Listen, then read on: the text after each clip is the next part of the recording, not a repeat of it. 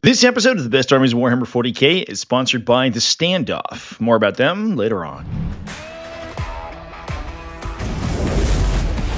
What's up, folks? Welcome back to TacticalTortoise. My name is Trevi, and welcome to one of the most insane, jam-packed episodes of the Best Armies of Warhammer 40k that we have seen in a long time. I am currently on the road coming back for the Battle for Salvation Major, a 150-player major, one of the largest events of the weekend, where you can watch some of these results unfold yourself. I'll drop a link down in the video description to my coverage of that event, and we'll be talking about some of those results as we get through this episode. But with that, we're going to hop into a metagame breakdown without too much to do because we have a lot of lists to talk about, and we're not going to be able to give a lot of them a huge amount of time simply for the fact that it's one of the most insanely diverse and action-packed weekends that we've seen in Warhammer 40k in recent memory. Starting at the top of the list, we have a new front-runner in the metagame right now. That is Tau Empire. They have been on a steady rise for the last couple of weeks and now coming out with 3 event wins at Mechtoberfest, the Gem City GT, and Willen Games October. Nipping at their heels, however, are 3 additional factions: Adeptus Mechanicus at the Battle Pub Bar Fight GT and Brighton GT 13,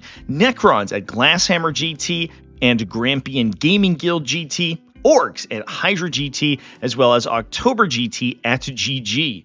Say that 5 times fast, I dare you. Now, in addition to those, Space Marines are also continuing to do fairly well with a dizzying array of successor chapters seeing success. That includes Dark Angels at Battle of the Ragnar, Blood Angels at West Coast Wargames, Raven Guard at Call to Arms within the Shadowmark Talon. Interestingly, even before their new content becomes legal, White Scars, honest-to-goodness White Scars with Corsaro Khan taking down the Catacup and Space Wolves at Mobtown Mayhem. In addition to that, we have a huge variety of other events with single undefeated results. This includes Chaos Demons at Overwatch 2025, Adepta Sororitas, another undefeated result from Gem City GT, Thousand Suns, also at Mechtoberfest, Death Guard at G Tirita, Aeldari at Aeldari and Emperor's Children at GT Tyranids, World Eaters at the Corsair Open GT, Astra Militarum at the Azura GT, Chaos Knights at Laketown Apocalypse 2025,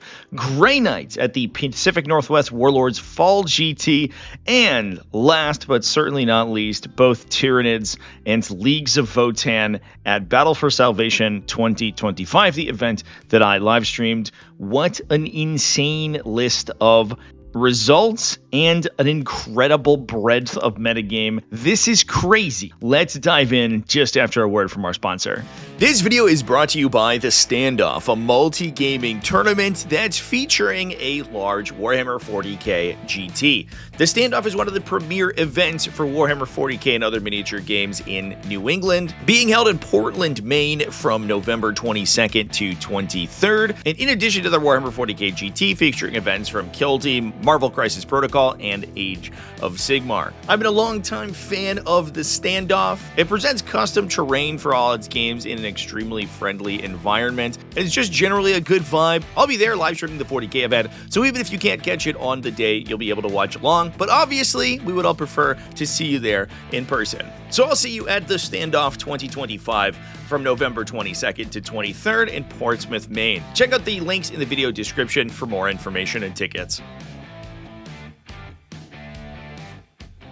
So we're going to start by discussing our front runner today, Tau Empire, with another win from Luke Rolfe. We talked about him recently taking down an event with a Crude Hunting Pack, and he's done it again with another 5-0 result. This is a Crude Hunting Pack that is focused pretty heavily on a mix of the Crude Cavalry mounted units as well as a couple of Tau gunships.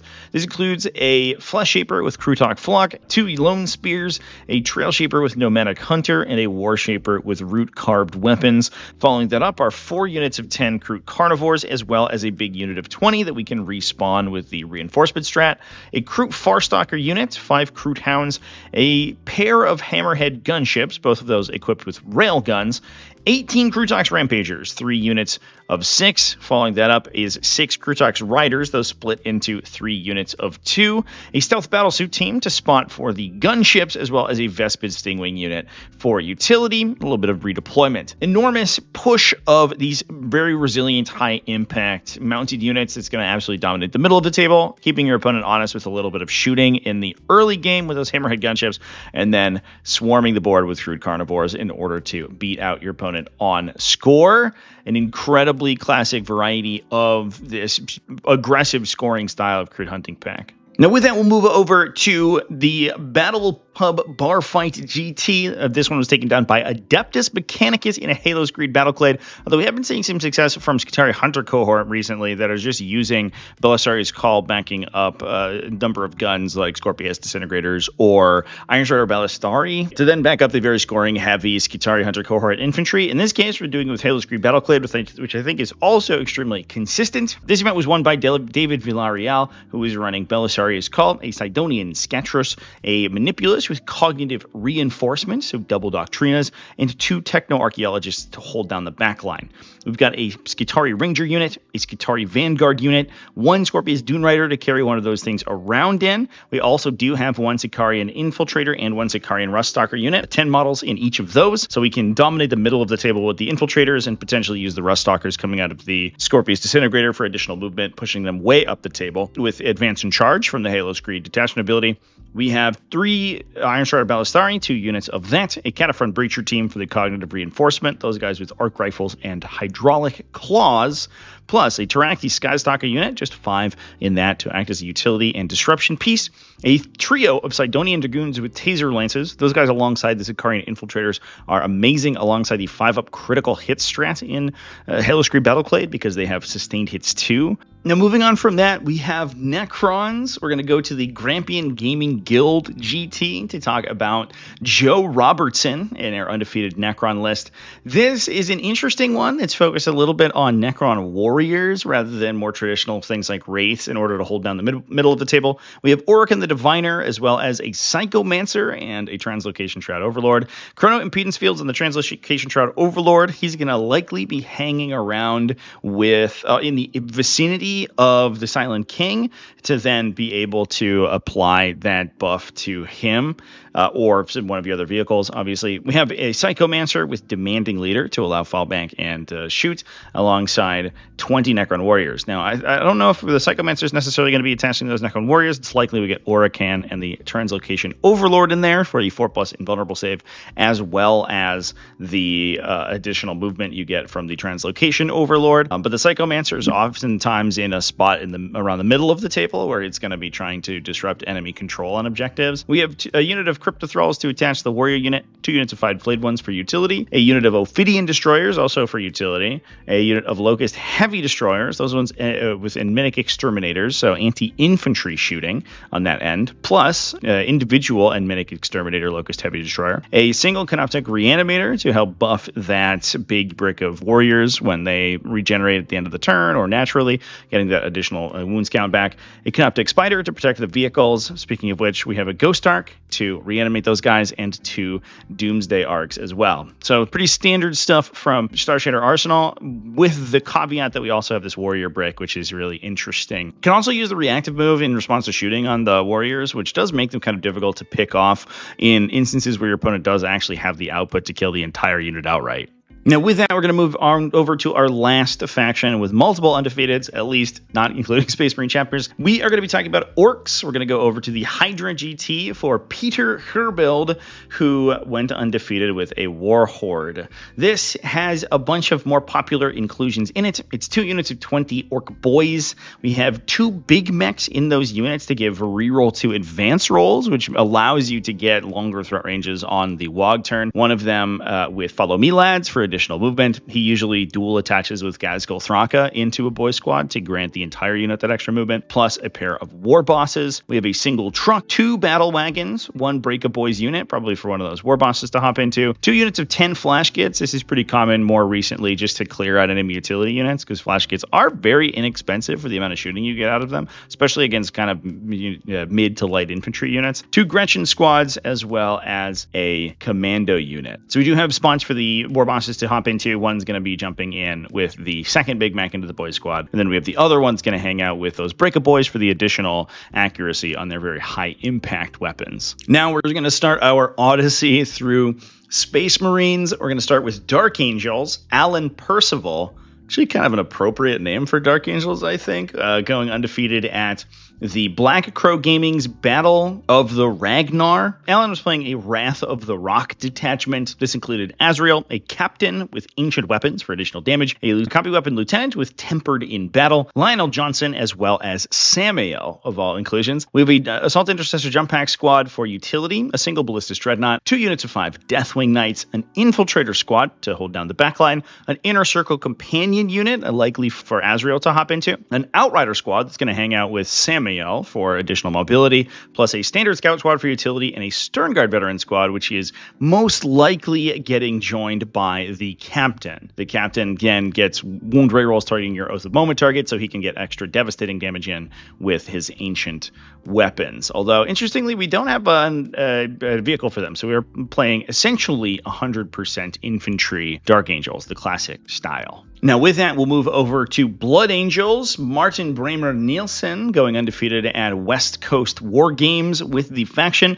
running not Liberator Assault Group today, but Angelic Inheritors. Instead, the character-focused detachment. We have Chief Librarian Mephiston in this list, Commander Dante the Sanguinor, a pair of Jump Pack captains. Interestingly, one of these has a Thunderhammer, the other one is rocking a Power Fist. A Combi Weapon Lieutenant with Ordained Sacrifice, as well as an Intercessor squad for the backline, an Incursor squad to buff shooting, 1 Infiltrator squad to protect against Deep Strikers, 3 units of 3 Sanguinary Guard for those characters to attach into, so Dante as well as the 2 Jump Pack captains, a Scout squad, 2 Ballistus Dreadnoughts, as well as 2 Vindicators, those guys then getting the buff from the Incursor squad, so we can utilize them independently, and then Oath of Moment, something that we're going to charge with our melee units. Now that moves us over to a Call to Arms. This one was won by Aidan Barkley running Raven Guard in a Shadowmark Talon. Little bit of a different Shadowmark Talon that we typically see, which is nice to see a little bit of innovation in what is otherwise a very standard build. This includes Ethan Sean, a Jump Pack Captain with Hunter's Instincts, plus Cave and Shrike and a Combi Weapon Lieutenant with Corono Susurrant to tax enemies on command points. We have an Intercessor squad for the backline objective, an Impulsor, a unit of Jump Pack Assault Intercessors, just 5 in that unit, plus 2 Plasma Inceptor squads, a 3 and a 6-man, a unit of 6 Centurion Devastators to use the up-down strat to go into reserve, come off the table edge thanks to Ethan Sean for free and blow some stuff up. However, we then have the benefit of a bunch of additional shooting from vehicles. This includes like an Incursor squad, a Stormspeeder Hammer Strike, and a Vindicator. So we're able to strip cover from enemies in order to allow the Inceptors to do some damage without having to rely on bonus AP that we get from their Strike from the Shadows stratagem, because that's most likely going to be used on the Centurions. We can basically then double up on 2 units getting absolutely blasted down by these full reroll anti-tank weapons, one from the Inceptors, one from the Centurions, all of them with reroll hits and wounds, and with all of them probably wounding things on 4s or 3s with rerolls and high AP.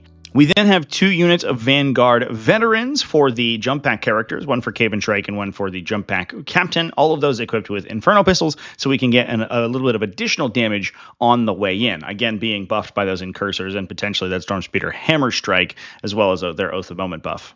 Now, with that, we're going to move over to White Scars. White Scars are staring down the barrel of getting a bunch of brand new technology from their new content drops digitally, but Fred Fortman over here from Catacup just winning with them anyway. This is a Gladius task force, including Corsaro Khan and a Combi Weapon Lieutenant. We have an Intercessor squad for the backline and an Impulsor to deliver some melee units. An Assault Jump Pack Intercessor squad for utility. A Centurion Assault squad. Fascinating. Just 3 melee Centurion models with drills and melta-guns. A Company Heroes unit to accompany Corsaro Khan into the fight. That's a fascinating inclusion because the Corsaro Khan gives them lance. They have a lot of base melee attacks, but they aren't typically the unit that benefits from his inclusion, although we don't have any other legal attachment for them, so he must attach, otherwise they die. We have a Desolation squad to clear enemy infantry in the early game, an Incursor squad, 1 5-man Infernus Marine squad that could potentially hop into the Rhino, or the Impulsor, and act as a bit of an infantry sweeper in the early game, because you can use the Devastator Doctrine on that individual model early, advance it up the table, and fire the 5 flamers out of the firing deck.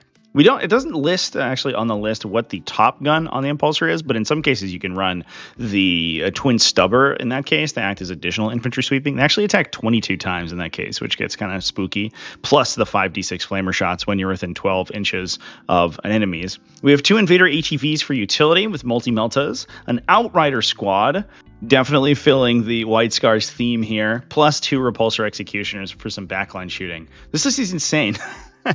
Interestingly, Corsaro Khan's kind of a nice inclusion there to buff up the Company Hero squad, and then he can hop into the Repulsor Executioners because you don't need him on the table at the beginning. He doesn't really do that much. However, he does improve the OC characteristic of the Outriders, so they're an even better disruption piece. They're able to advance and charge with Assault Doctrine and put 9 OC onto an objective kind of out of the blue, which can really go a long way into keeping your opponent off balance when it comes to scoring, so you can sort of you force them forward to then fight things like your Centurions and your guns. Really, really weird list from Fred Foreman over here. What a cool one to go undefeated with. Now, with that, we're going to hop over to Space Wolves. Hunter Nichols going 5-0 with that faction at the Mobtown Mayhem. This was a Stormlance task force. We've actually seen some interesting inclusions very similar to this in the past. This includes Arjak Rockfist, Bjorn the Fell-Handed, a Combi Weapon Lieutenant, Logan Grimnar, a pair of basic Wolfguard battle leaders, and Murderfang.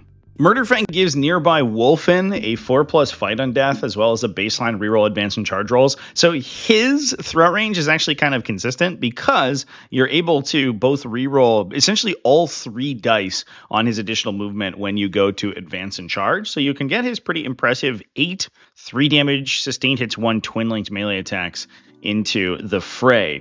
Now, we are not actually bringing any Wolfen with him in this case, so he's not making use of his quote-unquote leadership ability. But I guess just as a missile, in some cases, we are bringing like Brutalis Dreadnoughts and things like that in that spot in Stormlands Task Force to act as a little bit more of a heavy-hitting late-game anchor. But in this case, I guess it's just Murderfang. He is a little easy to kill for that points cost, but again, with the long threat range, he might be able to hop out of a ruin and then sort of cross the distance between him and your opponent pretty quickly.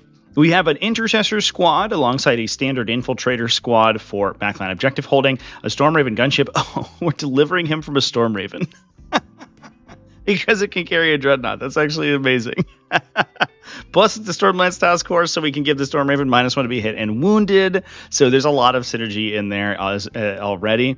We have a big 6-man Thunderwolf cavalry squad plus 2 units of Wolfguard head takers, units of 3. That's going to join the Wolfguard battle leaders. So for 175 points, these guys are running paired mastercrafted power weapons. You get, I believe, it's a total of 25 2-damage melee attacks with rear ones to hit baked in, and sustained hits 1 on a relatively fast profile that you can slot 2 of into that Stormraven gunship to act alongside Murderfang. So they're little nuclear missiles, those things. And then on top of that, rapid ingressing in. If you try to deal with that Stormraven gunship, we have a Wolfguard Terminator unit. Usually we have Arjak Rockfist hanging out with this guy, so we can either drop them in early with Logan Grimnar's ability, or we can use Logan to drop in to command point tax anything that would potentially be killing the Stormraven with damage improving stratagems, and then we can rapid ingress these guys and counterattack as well. The big benefit that these guys have from Stormlands Task Force is the ability to fall back and charge, because oftentimes what they'll do is they'll get stuck into melee and then actually fail to kill their target because they are only strength 5. However, Arjak is a beat stick, and they'll keep Arjak going for a really long time, and just being able to constantly cycle charge in and out of melee allows him to constantly be fighting your opponent first, which is incredibly spooky to a lot of especially monster vehicle profiles. This list is crazy. What a cool, innovative Space Wolf build. Now, moving on over to Overwatch 2025, Byron Siju going undefeated with Chaos Demons and a very standard-looking Demonic Incursion. This has all the normal Demonic Incursion fixings. This is Be'lakor, a Great Unclaimed One with the Endless Gift to be super tanky, a Lord of Change with the Everstave to improve his damage output, Rodagus, and Scarbrand. We then have 2 units of Plague Bearers to hold down the middle of the table, steal objectives from people, and just generally be super obnoxious. 2 units of Fiends for fast utility units that are also pretty high damage, so they can actually deal with enemy infantry and things like that. Units that can kill Space Marines is kind of a real problem in Demons, and I think the idea is that these guys are going to be able to do that in some cases, plus a Screamer unit for a fast move 14 utility unit as well. Basically, Demonic Incursion, good stuff, but we love to see it. Now, moving on from there, let's talk about some Adepta Sororitas. They were one of the undefeated factions at the Gem City GT, going undefeated alongside Tau Empire. Scott Ketchum going 5-0 with the faction on a Bringers of Flame detachment, leaving our standard Hallowed Martyrs at home, bringing Morvenval and the Triumph of St. Catherine, who can compound your movement from the army-wide assault that detachment gives you with her additional movement characteristic aura. So the threat range you can get from this army is crazy. Plus, she buffs you in melee, which can be a little bit of a weak spot for Bringers of the Flame. We have 2 Immolators for some early game aggro, 2 units of 3 Arcoflagellants for utility, a trio of Castigators. We're running 2 sets of autocannons on those Castigators and a single battle cannon for longer range shooting, a Dominion squad, so we can combat squad into the Castigator, 2 Retributor squads alongside Paragon Warsuits for Morvenval, 2 Seraphim squads for utility, all of those equipped with hand flamers, plus a sister novitiate squad. So it's likely we're going to be combat squadding the Retributors into 2 units of 5, plus the sister novitiate squad as well, so we get an infiltrating unit on top of that. That gives us 2 sets of combat squads that can go inside the Immolators for some early game pushing. One of them forces your opponent to deploy very conservatively because it has Scout from the Dominions, and it's able to advance, potentially miracleize its advance roll, get benefits from the Triumph of St. Catherine, and then disembark a unit after advancing with the stratagem from Bringers of the Flame to put 4 multi-gun equipped sisters from the Dominion squad into your opponent's deployment zone on the top of the first turn. So they have to deploy KG to deal with that, and that just gives you more table space to absorb to give your Castigators more room to shoot around the table. Nice to see Bringers of the Flame doing well in this case. I think it's a very dynamic detachment, if it does suffer a little bit inconsistency from the normal Hallowed Martyrs that we typically see.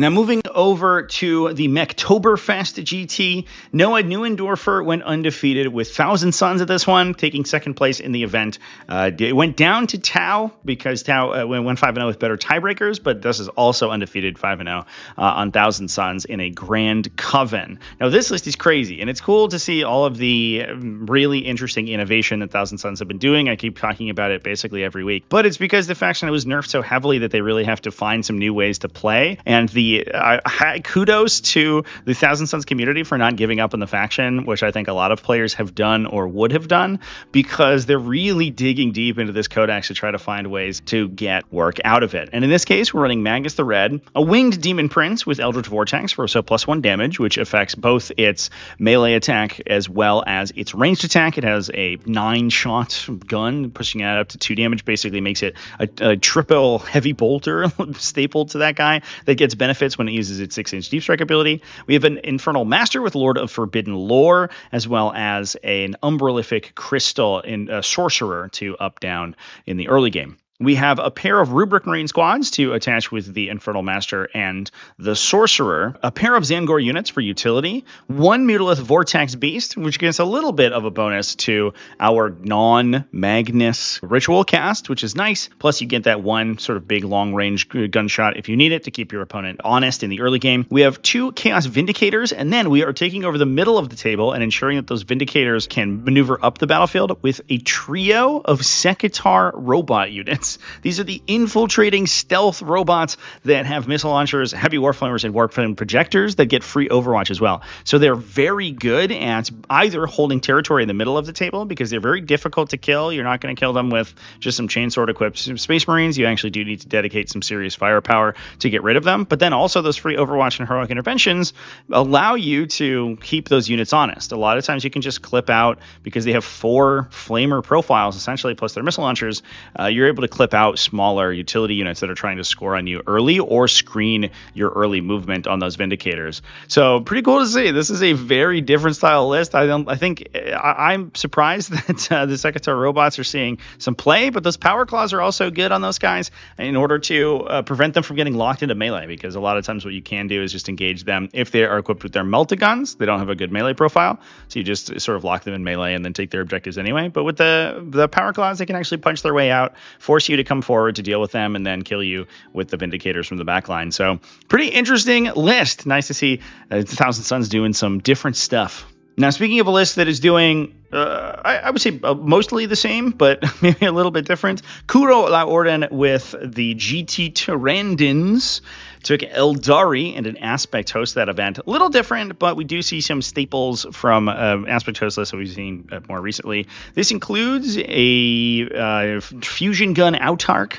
Asherman, Behareth, Fuegan, Janezar, Lycus, and Maugan Ra, basically almost all of the Phoenix Lords. We have a pair of Wave Serpents to use Skyborn Sanctuary to hop in and out of, 2 units of 5 Dark Reapers, a Dire Avenger squad. That's 10 Dire Avengers alongside Azerman, so we're going to be using Azerman's ability to move after shooting to get them back into one of those Wave Serpents. So despite the fact that we're playing Aspect Host instead of the more popular War Host for these kind of in and out effects, because we're taking Azerman in that unit, we'll have access to 2 Fire and Fades because he has 1 innately, and we can use Skyborn Sanctuary on the other Wave Serpent as well. We then have a Fire Dragon unit, that's 5 Fire Dragons, a Howling Banshee unit, 10 Striking Scorpions, which is fascinating. Those guys do have Scouts, so we could put them in a Wave Serpent to scout the Wave Serpent if we wanted to, which I think is actually pretty fascinating. We have a lot of board control, or we could just use them as a mid-board sort of presence in the early game where you can string them along the center of the table and then push them forward towards your opponent's deployment if you end up going first, or pull them back out of danger if you go second. And then you can try to jail your opponent going first. I think Eldar do benefit enormously from going second, so they want, in some cases, to be able to take units that can help them in these instances where they're going first. When they're going second, they can hold up battle focus tokens. They can hold units like Swooping Hawks. There's a unit of 10 Swooping Hawks in this army to go alongside Behareth. And if you keep those units alive towards the end of the game, you're most likely going to be able to score bottom round 5 to win going second. However, going first can be problematic, but if you just jail your opponent with Striking Scorpions, it might not be that bad, I guess. Pretty interesting. We then have a Warp Spider unit for Lycus as well. Fascinating list, running all the Phoenix Lords in it. Pretty cool to see. Now we're going to stick with this event for a little bit to talk about Falco La Orden, who is running Emperor's Children. And this is probably the spiciest list of the week, I think. If I had to pick one, we've had some crazy ones, but we also have Fulgrim here. So we're running Peerless Bladesman, which gives either sustained or lethal hits on the charge. Fulgrim has sustained hits baked in, so you can get sustained plus lethal on him. This detachment also has access to Deft Parry, which is a -1 to hit effect in melee, which could allow Fulgrim to actually absorb attacks, keep up his fights first, but then also not necessarily have to drop his -1 to hit in melee, which is kind of beneficial as well. On top of that, we're running a trio of Lord Exultants, one of them with Blinding Speed, which is a once per game fight first. So this army has a lot of fights first going on if Fulgrim indeed keeps up his fight first ability active. One of them has Distortion, which is actually one of the higher damage output melee characters in the faction. It's a little easy to overlook because this detachment doesn't have the consistency of Coterie of the Conceited if you're not playing into the sort of standard Coterie of the Conceited game plan, but he gets +1 attack and damage, and that damage characteristic modifier affects his second weapon as well. So he ends up with 4 2 damage attacks from his lash, plus up to 9 3 damage attacks from his spear when he uses his +3 attack once per game, and then the bonus attack from the relic as well. So he actually hits like a truck. We then have Lucius the Eternal. Again, more fights first. This army just fights first, the army. 3 units of Infractors to join the Lord Exultants, a Tormentor squad for utility, 2 Chaos Rhinos to keep those Infractors running around, a Chaos Spawn unit, a Flawless Blade unit, that's 6 Flawless Blades, plus a Mauler Fiend, 2 units of Noise Marines as well to hop into the Rhinos after the Lord Exultants get through with them. What an insane list. That Mauler Fiend as well, getting sustained hits on the charge could be a pretty big deal because he does have those high impact melee attacks. So getting any additional of those is huge. But inclusion of Fulgrim there plus a bunch of Lord Exultants running around the table is crazy. Not to mention the fact that all this stuff is basically almost permanently sustained in lethal hits, since for the most part it's going to get one of those from its own abilities and then choose the other one from the detachment ability. I actually really like Peerless Bladesman. I spent a lot of time playing it when the Codex initially came out, and if you are not running Demon Princes where you're not necessarily using the survivability effects in Coterie of the Conceited, it's actually crazy high damage output, and it's very straightforward, which is another nice thing to do. You don't have to necessarily hope for good matchups that can follow into the Coterie of the Conceited game plan where you're trying to trade for early pledge point bonuses in order to unlock your full potential later on in the game. It's just very consistent over the entire game. Now we're going to keep on the Chaos Space Marine trend here and talk about the Hydra GT, where Manuel Wayand went undefeated with a Berserker Warband. This includes Karn the Betrayer, a Master of Executions with a Berserker Glaive, and 3 units of 10 Khorne Berserkers, just 30 Khorne Berserkers running across the table. 2 of them are going to be embarked into Chaos Rhinos, most likely the ones with those characters attached in to be able to deliver those powerful extra abilities. We have 3 units of 3 Chaos Bond for utility, plus 2 units of Jackals as well.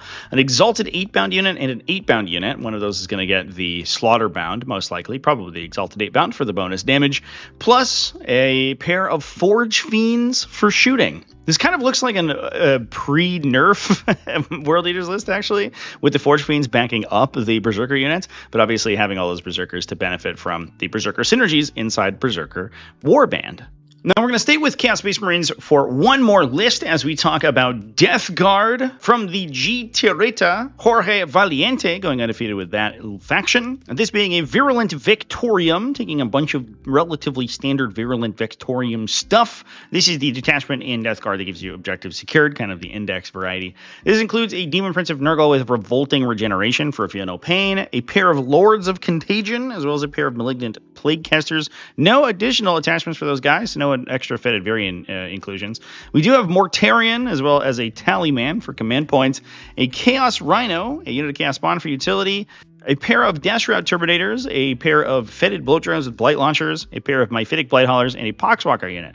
Interestingly, we don't have attachments for the Malignant Plague Casters, but what we can do with those guys is actually embark them into the Rhino and then use it as a little gunboat. It rocks around and they shoot out of the firing deck to do a bunch of damage with their Flamer or Torrent weapons, which is really cool. So instead of actually using their leadership abilities onto Plague Marine units and taking the additional infantry there, we're actually just using them for their own ranged attack by itself, which is kind of neat. Now with that, we're going to move over to the Azura, which was taken down by Pika Ute Prazertwid, who was running Astra Militarum in a combined arms regiment. So lethal hits for things against things of the same size, vehicles against vehicles, infantry against non-vehicles. We were taking Gaunt's Ghost, a Cadian Castellan plus a Cadian Command Squad, alongside 2 Rogel Dorns, a big brick of 20 Cadian Shock Troopers, so doing a little bit of Nemo the Fish impression here, taking the Cadian Command Squad plus the Castellan, getting a ton of orders out of that unit, 3 orders with a Master Vox,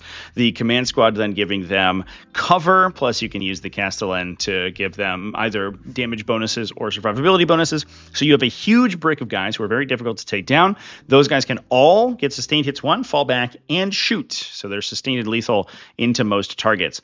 We are taking over the middle of the table with 2 units of 10 Catachan Jungle Fighters.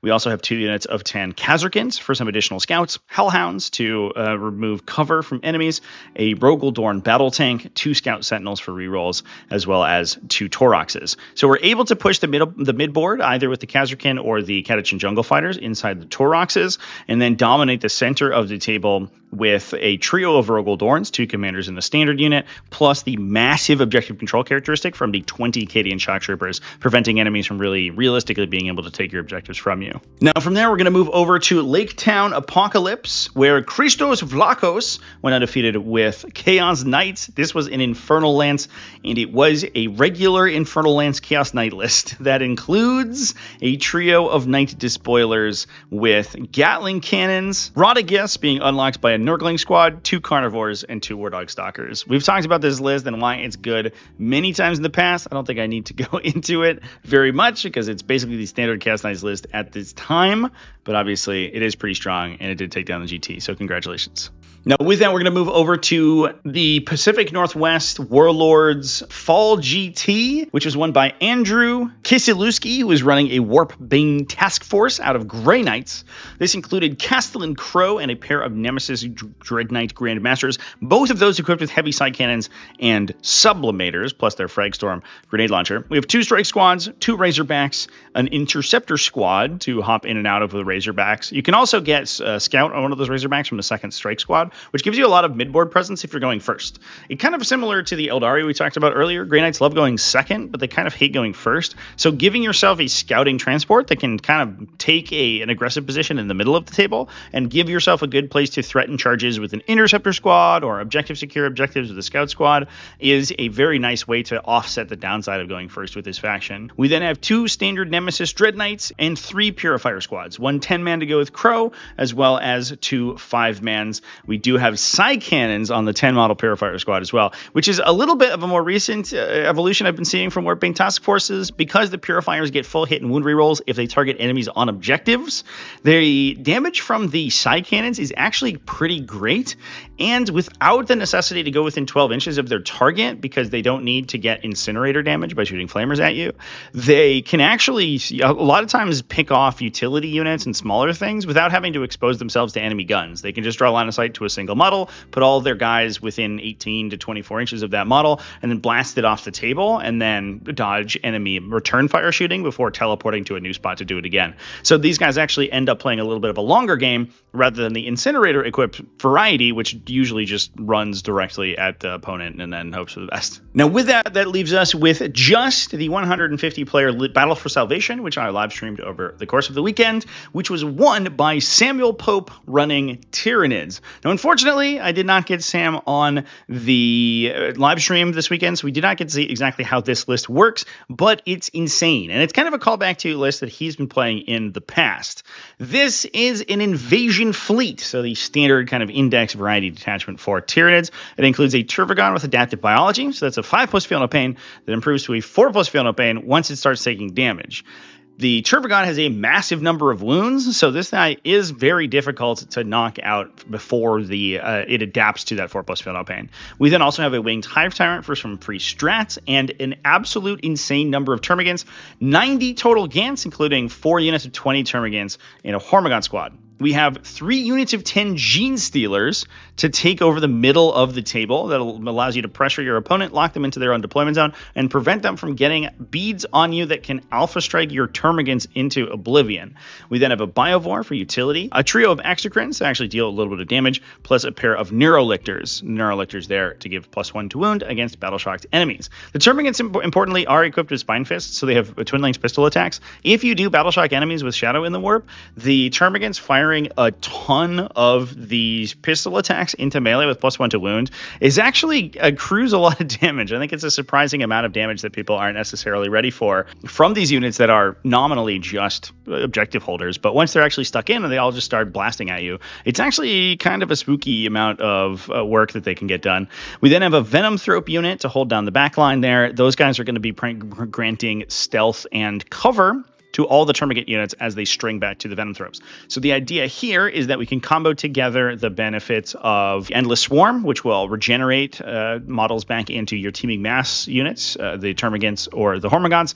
You can then also use the Turvagon to regenerate even more models back to one of those units, one of the Termagant units. So you have the ability to, off of a single Termagant, bring back a ton of objective control. You can't string it too far because it all happens at the command phase, so you basically can go as 3-ish inches from where your unit exists. But the whole goal of this list is to play on layouts where you can get a good ruin or something similar in a centrally located position. You can get a spot where you can then regenerate models onto an objective, so you can take casualties, hopefully not get one shot because you have the 5+ feel no pain from rapid regeneration plus plus stealth and cover from the Venom Thropes, lose a bunch of models, hopefully not lose the unit, then regenerate those models back onto the objective and retake the objective and blast your opponent on primary. The inclusion of the Gene Stealers is really interesting and new, but it certainly helps you either counterattack enemies and try to kill all the termagants, or it gives you a lot of midboard presence that you're able to clear out enemies that can alpha strike you. So very interesting Tyranid build from Sam as always. And that brings us to our last list of the weekend. It's another spicy one. Drew Saltzborn, who I did live stream in the final. So if you want to see this list in action, he played a crazy, bloody game against Orks for the final spot, going 6-0 with a Leagues of Votann Hearthband. This is the Einhir Hearthguard focused detachment. Gives you rerolls and targeting the closest possible enemy. However, you also get rerolls. You also get +1 AP on your Einhir Hearthguard units. And it has a bunch of really nice benefits for them. It has things like sustained hits, which is huge, especially on the blast weapons you get on the Einhir Hearthguard, who can get just massive numbers of attacks. So you're very good at clearing infantry, big bricks of enemies.